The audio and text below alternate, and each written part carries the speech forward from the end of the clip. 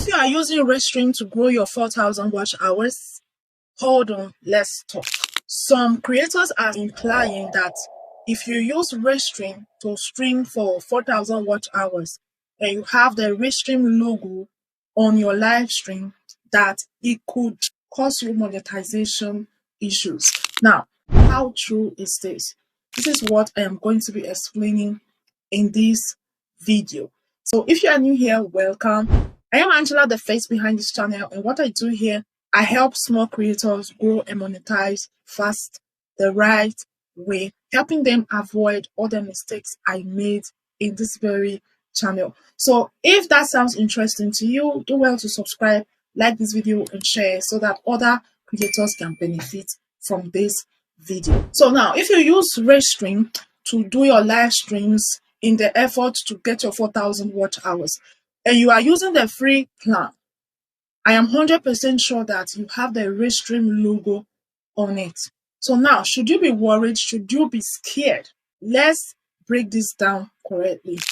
Does the Restream logo on your live stream go against any YouTube's policy or monetization rules? So let's check it out. First off, there is no official YouTube rule or policy that says your monetization will get rejected because there is a Restream watermark on it. There is no such policy. So take a deep breath and slow down. YouTube has never stated that third-party logos will cause you monetization issues. No, these are not the things YouTube is looking out for. So if you have been worried and having double thoughts about the Restream logo on your live streams, whether to remove it, private it, unlist it, and all that, relax, because that is not the criteria that will get you rejected for monetization. But now let's quickly clarify something. I'm reading this from Google. Restream is a widely used, legitimate third-party service, and many creators monetize their channels while using its free and paid plans. However, there are nuances regarding the branding. Okay, people are having doubts because of the Restream branding on the live streams. So having Restream in your video description or a small watermark on screen does not violate YouTube's policy against third-party advertisement. It is considered software branding, not a paid promotion of another company. So when you actually have this Restream logo on your videos, it happens when you are using the free plan of Restream. If you are using the Restream free plan, you will always have that Restream logo on your live streams, all right? But it is not a reason to panic. That is not what is going to cause you monetization issues, all right? I will still quickly highlight later what actually causes the monetization and all that. And if you want to remove the Restream logo from your videos, it is simple. Then you have to start using the paid plan. You have to subscribe for their paid plan. That way, you can remove the Restream logo and then add your own personal logo. Personally, that's what I do. I use the Restream paid plan.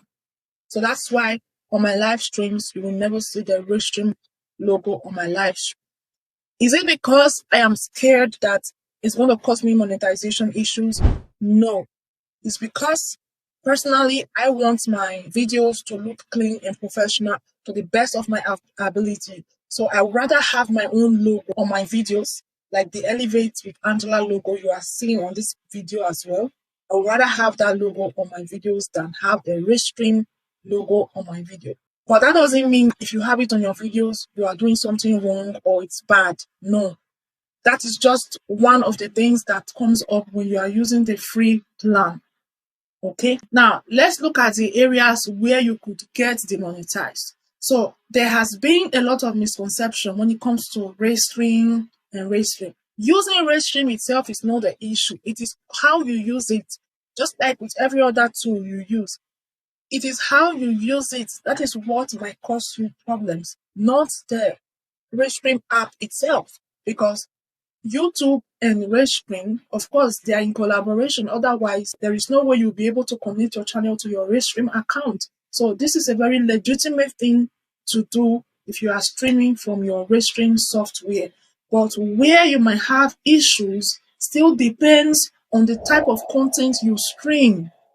If the type of content you stream goes against the YouTube's policies, if it goes against their monetization rules, yes, you will have monetization issues. You cannot monetize if the content you are streaming is repetitive, is low effort, is inauthentic, it violates whatever policy or community guidelines.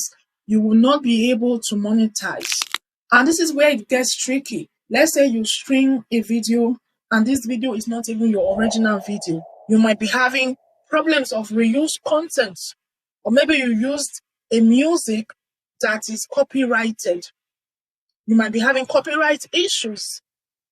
Okay, so it always depends on the type of content you stream, not the Restream itself. So if you have been scared to use the Restream software or any other similar software to do your live stream because you are having second thoughts, you are afraid of something could go wrong and all that, no, you don't have to be scared just because of the Restream itself. What you should be concerned about, or what you should be worried about, is the type of content you are streaming.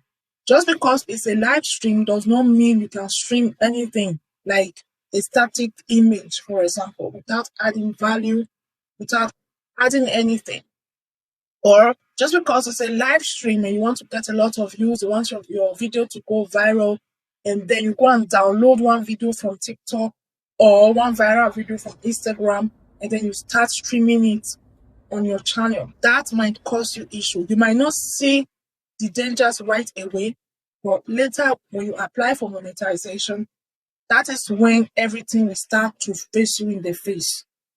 So in order to stay safe using Restream to stream your videos for watch hours, ensure you are streaming your own original videos. Make sure you are bringing value. Make sure you don't add any copyrighted music to it as background, especially if you are a faceless channel. Ensure you are streaming quality video. All right, don't just do slideshows. Add some editing to your video. There are ways you can edit your videos if you are in the faceless niche, so that YouTube will see that somebody sat down to work on this video.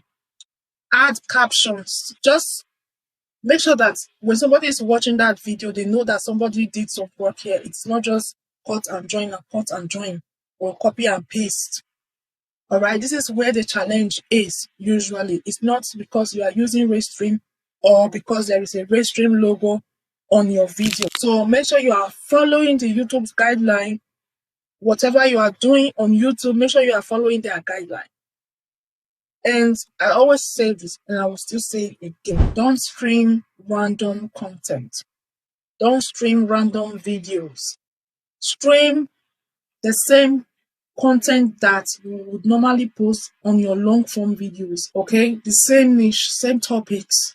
Don't go out of it because you want to get views and watch hours. Better you win this race slow and steady than using various shortcuts, and at the end of the day you get monetized and you still have to run the race anyway, because if you monetize and you are not getting views because of audience mismatch, the money will still not come. You will just be bearing the title of monetized channel, but then are you really making money from the channel? So if you have been on YouTube long enough, you will come to realize that there is no shortcuts in this thing. If you want to enjoy YouTube, you have to be patient. Yes, it is difficult. Yes, sometimes you run out of patience, but if you want to really enjoy the fruits of your labor, few months from now, a year from now, 2 years from now, 3 years from now, be patient and build a sustainable business, because YouTube is a business. If your aim is to monetize, yes, then it's a business. So do it the right way. Don't use shortcuts. So don't be carried away and don't be deceived. So I hope this video was able to clarify some misconceptions, and like also to clear your doubts and your fears, that if you have been using the Restream free plan to stream your videos and the logo is appearing on your videos, you are not doing anything wrong. Like I said before, it is the content, your video itself, that could cause you issues if they do not follow the YouTube's guidelines. All right.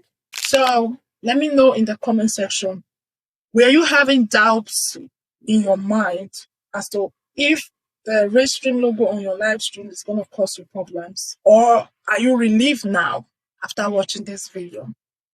Share your thoughts in the comment section. Thank you for watching, and until next time, bye bye for now.